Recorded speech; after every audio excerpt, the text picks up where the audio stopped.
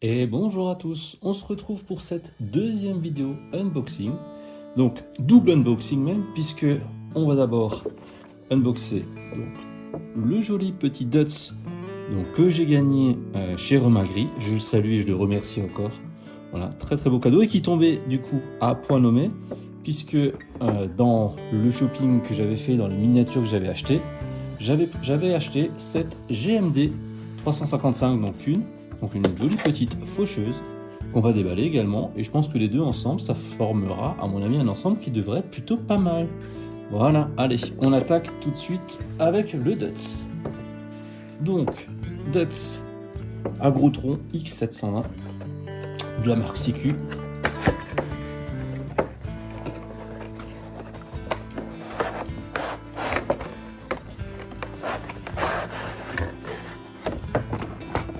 Voilà. Hop, on va laisser la boîte comme ça.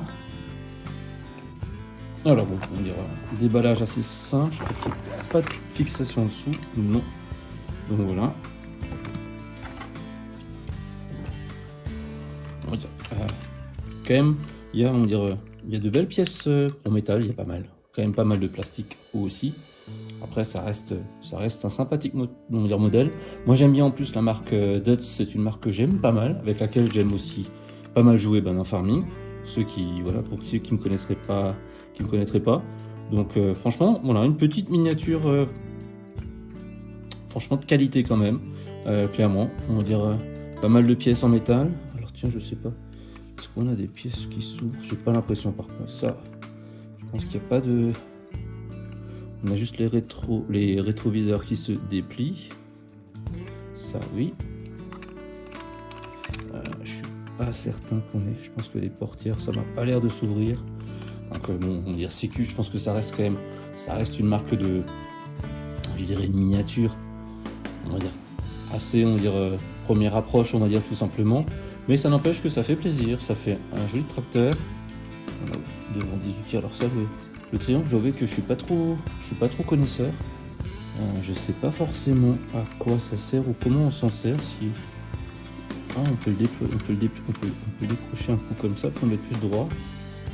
Je sais pas si on peut mettre un outil dessus. Je dois que dites-moi à la limite en commentaire si vous avez une idée.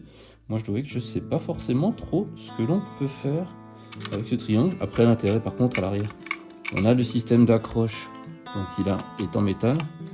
Et bah justement, l'idée, ce sera de voir si on arrive à accrocher ensuite la faucheuse dessus. Allez, d'ailleurs, sans transition presque, la petite faucheuse.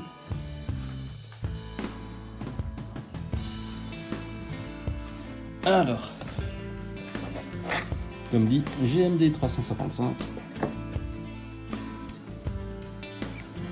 Alors, ça va pas être très compliqué.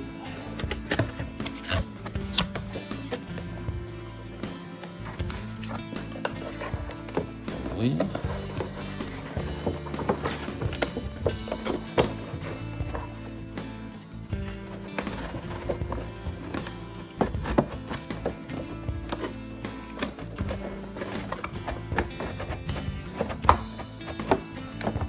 Ah, ça résiste un minimum quand même.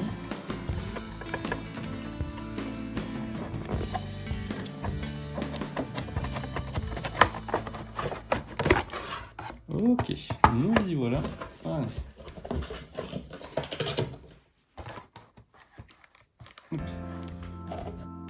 Donc ça, on va la mettre là. Avec le petit encart qui va dessus. Alors, bon, là du coup on a des accroches. Ouais. On a juste une.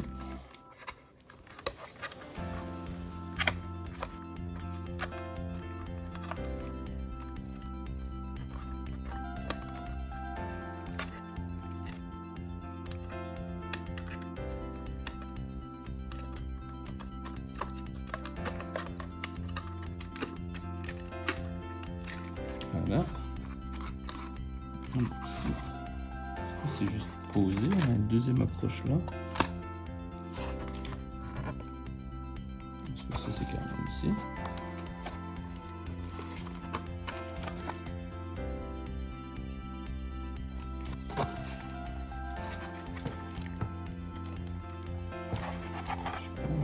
passer. Là j'ai un doute. Très gros doute. Du coup là.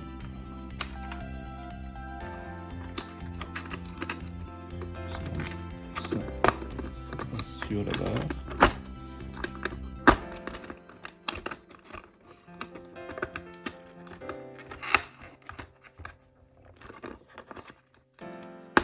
On essaie. Voilà.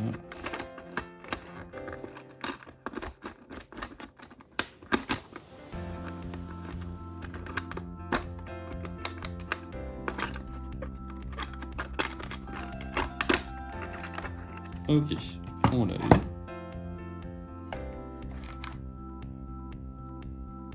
Je vous laisse voir un peu. Et maintenant, du coup, on a le mystère. Ici, j'ai deux petites vis. On a du coup ce petit support qui était juste glissé en dessous. Ça, je pense, plus pour le transport. J'ai vraiment le doute de savoir si je peux simplement tirer là-dessus.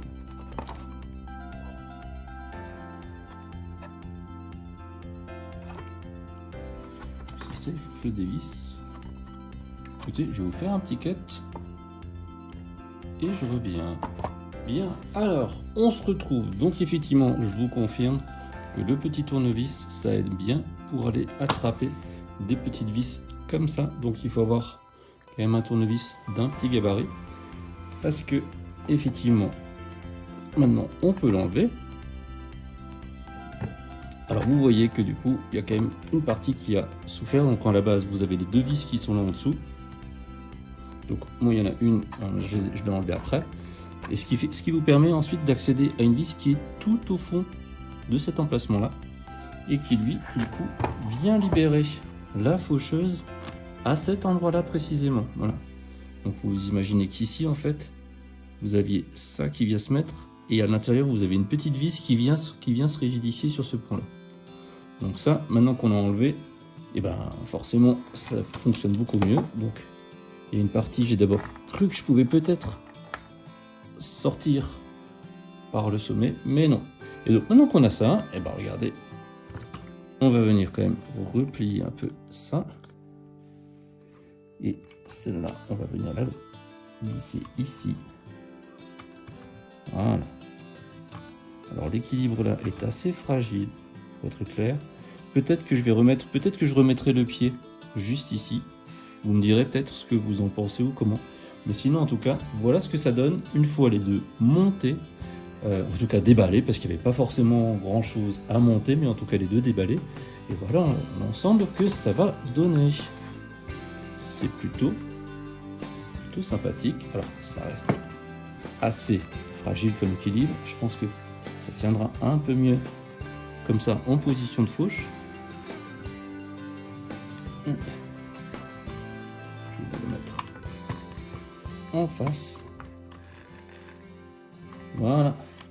Ça nous donne, en tout cas moi je trouve que c'est un petit ensemble qui est assez cohérent. Je pense que le dot c'est certainement même assez gros pour la machine en IRL. Mais voilà, en tout cas un bel ensemble. Et je remercie encore une fois Romagri51 pour le cadeau. Ça fait franchement plaisir. Merci à lui. Voilà, je vous propose pour finir cette vidéo, je vais vous faire quelques petits plans de vue sur le plateau, comme la première fois, comme la première vidéo, si jamais ceux qui n'ont pas vu le déballage du Mergemax 950. Vous trouverez, je vous mettrai de toute façon le lien à la fin de la vidéo là. Voilà, bah maintenant encore quelques plans de vue et je vous laisse ici. À bientôt.